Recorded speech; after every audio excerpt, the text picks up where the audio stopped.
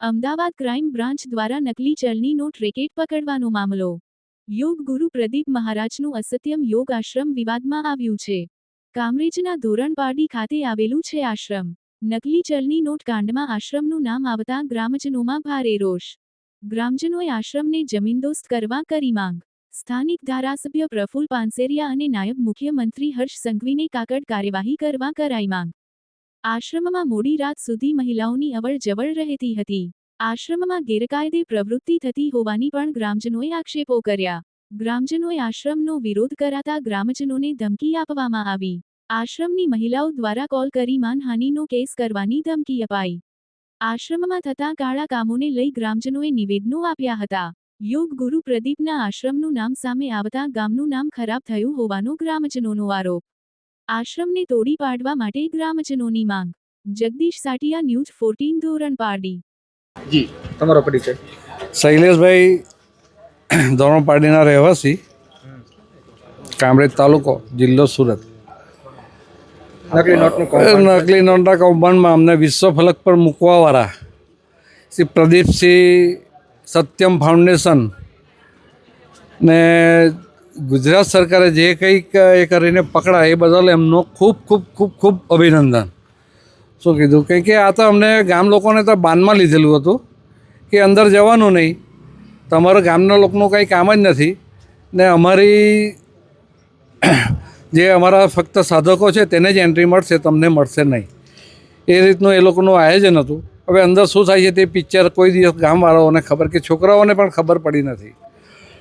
હવે આજની તારીખે એવું થયું કે ભાઈ અમને વિશ્વ ફલક પર લાવી દીધા, પણ ખોટા નામે લાવ્યા કે ડુપ્લિકેટ નોટ છાપવાનું મશીન ક્યાં હતા કે ધોરણપાડીમાં. આજે લોકો એવું થઈ ગયા, આ ભાઈને પણ હમણાં બતાવ્યું મેં કે ક્યાં ક્યાંથી ફોન આવે છે જોઉં. હવે ગામદ્રોહ તો ખરો પણ દેશદ્રોહ છે. હવે એ આપણા હર્ષ સંઘવી સાહેબ જે અમારા લોકલાડીતા નેતા છે, ડેપ્યુટી સીએમ, હવે એમને એટલી વિનંતી કરીશ કે દાદાનું બુલડોઝર વહેલી તકે લાવીને આમની પર ફેરવે અને અમને આમાંથી મુક્તિ આપે, એટલે અમને પાછા વિશ્વ ફલક પર કહે કે જો ભાઈ અમારા ગુજરાતમાં આવો ન્યાય થાય છે ને આ ન્યાય તમે સતત કરતા રહેશો એવી અમને અપેક્ષા છે. અમે તો કોબે ભરીને બુલડોઝર ભરીને વોટ આપેલા છે, સવાલ જ નથી. હા, આપશું જ ને. જો અમારું આ કામ થાય ને આને જ નાબૂદી મળશે ને અમને વિશ્વ ફલક પર પાછા મૂકી દેશે કે ના ભાઈ ગુજરાત સરકાર બરોબર છે, તો અમે આપશું જ ને, એમાં કોઈ સવાલ જ નથી. એ તો અમારા લોક લાડીલા છે.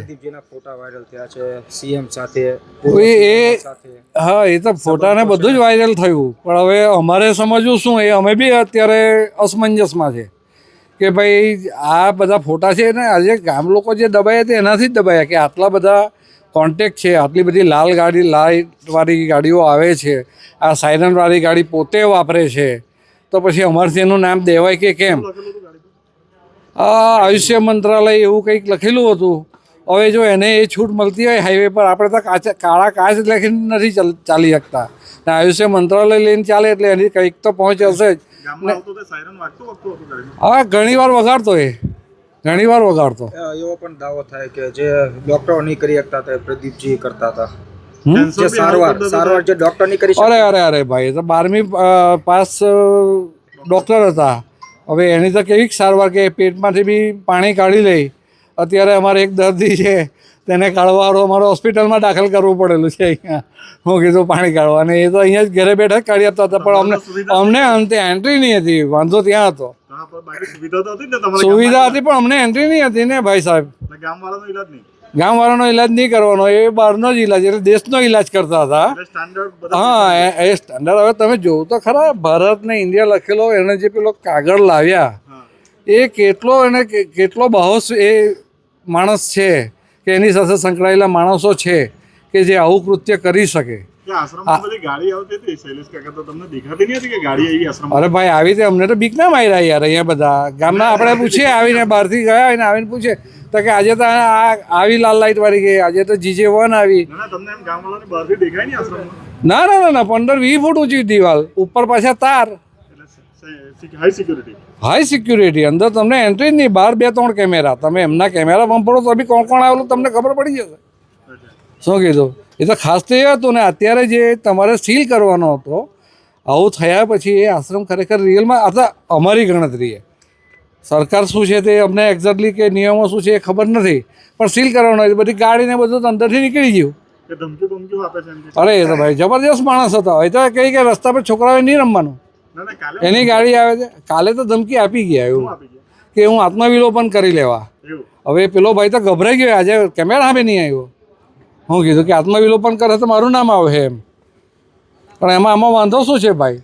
કંઈ ખોટું કીધું? ગામ લોકોએ કંઈ ખોટું કીધું? એ ભાઈએ કંઈ ખોટું કીધું? કલમ ઉમેરો થવો પડે. નકલી ડોક્ટર હતો, લોકોનું આરોગ્ય જોખમમાં મૂકતો. અરે ભાઈ એ આપણા અમારા ધારાસભ્ય જાણે, એ જ આરોગ્ય મંત્રી છે. આરોગ્ય મંત્રી તરીકે છે જ. એ તો અમારા ખાસ ઘરના માણસ છે, પ્રફુલભાઈ પાનસુરિયા. હું કીધું ને બીજા અમારા સંધી સાહેબ છે.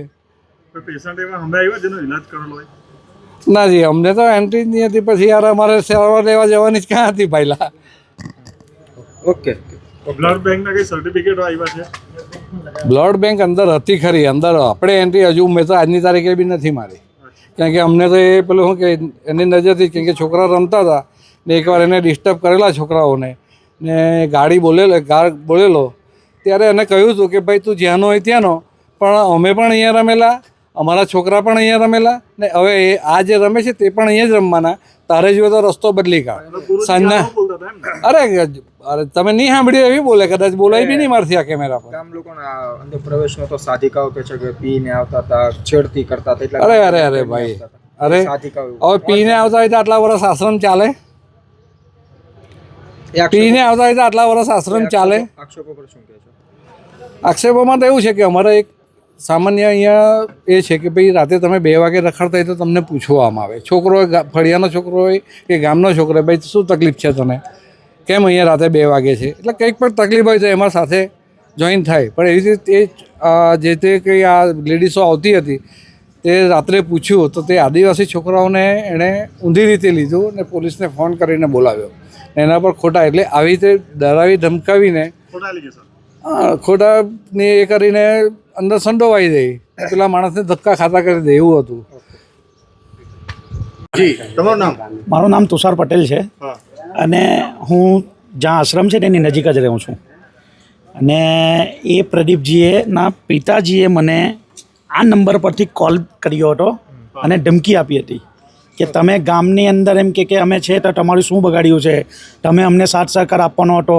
તો આવા માણસને થોડો સાથ સહકાર આપવાનો હોય, જે દેશદ્રોહીનું કામ કરતા એ માણસને થોડો સાથ સહકાર આપવાનો હોય. તો એ લોકો ત્યાર પછી કોઈ એક સાધિકાએ કે કોઈએ ફોન લીધો, મને કીધું કે તમે મારા ગુરુજીને બદનામ કરો છો, તમે મારા એની પર એ કરો છો, આશ્રમ પર એલિગન્સ લગાવો છો. આ છે તે છે, જે એલિગન્સ લગાવ્યા છે એ આખી દુનિયા લગાવે છે.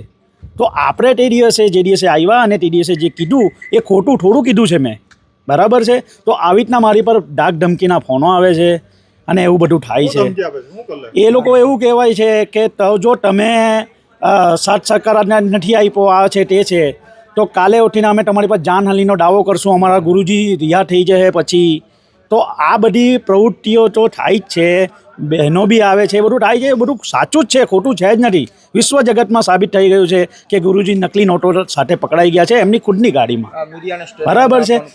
મીડિયાને પણ ખોટો સ્ટેટમેન્ટ આપે છે કે રાતના છોકરીઓને છેડતી કરે છે, આ કરે. તો તમે મને એક જગ્યાએ બી પોલીસ સ્ટેશનમાં બતાવો, અમને નજીક કઠોર પોલીસ સ્ટેશન લાગે છે. તો એવી કોઈ અરજી આવી છે કે ધોરણ પાર્ટીના આદિવાસી છોકરા કે બીજા છોકરાઓ કે જે મહિલા અહીંયાથી રાતના 10 વાગે કે 1 વાગે જાય છે તો એ લોકોએ છેડતી કરી, એવી કોઈ કમ્પ્લેન છે ખરી? બરાબર છે? ઉલટી કા છેડતી ના થાય એના માટેની સુરક્ષા માટેનું અમે નોટિસ એમને આપી છે કે ભાઈ અત્યારે તમે છોકરી અત્યારે જાય છે તો એની પાછળથી કાલે ઉઠીને કંઈ પણ પ્રોબ્લેમ થયો. હવે હાઈવેથી આશ્રમ 1.5 કિલોમીટર પર છે, બરાબર છે? ત્યાંથી છોકરી ચાલતી જાય, બરાબર છે, ગામ ચીરીને. અને એ જગ્યામાં અહીંયા આજુબાજુ ઇન્ડસ્ટ્રીયલને બધું બહુ આવ્યું છે. કોઈ છોકરો કાં કોઈ પીધેલો માણસ આવીને એને ઉચકી ગયો ને કાલે ઉઠીને ઊંધું ચીટું થયું તો જવાબદાર કોણ રહેશે? ગામ જ રહેવાનું ને. તો એ લોકોને મહેરબાની છે કે સરકારને કે એ લોકોની બી એપ્લિકેશન લેવાનું તમે બંધ કરી દો, કારણ કે એ દેશદ્રોહીની એપ્લિકેશન તમારે પોલીસ સ્ટેશન લોકોએ લેવી જોઈએ, બરાબર છે? તો અમારી નમ્ર વિનંતી છે સરકારને કે આ ખોટી રીતે ગ્રામજનોને બી હેરાન કરે છે, તમે એને નાબૂદ કરીને અહીંયાથી લઈ જાઓ. અને સરકારને જગ્યા જોઈતી હોય તો પંચાયત ઠરાવ કરીને જગ્યા આપી દેશે, પણ સરકાર હસ્તક કરો.